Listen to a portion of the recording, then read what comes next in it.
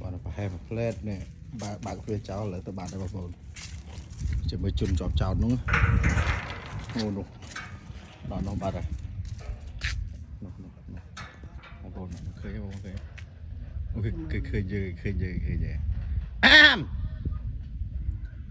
am miền Tây nè nứt ấy từ hai nâng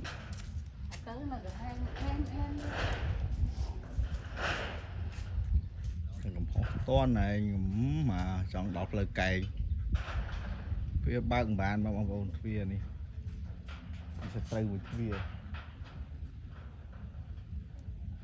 cái chụp từ ấy mà mau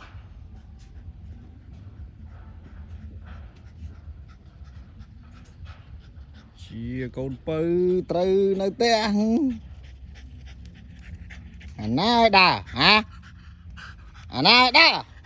đang cầm hot hết cái kia là bay cái ham mê nhỉ một cái còn khinh một còn khai đây đang cầm hot dạ dạ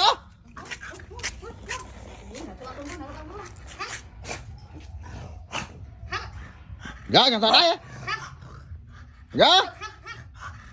má chẳng thật đấy dạ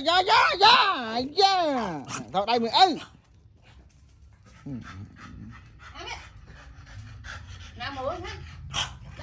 đấy đây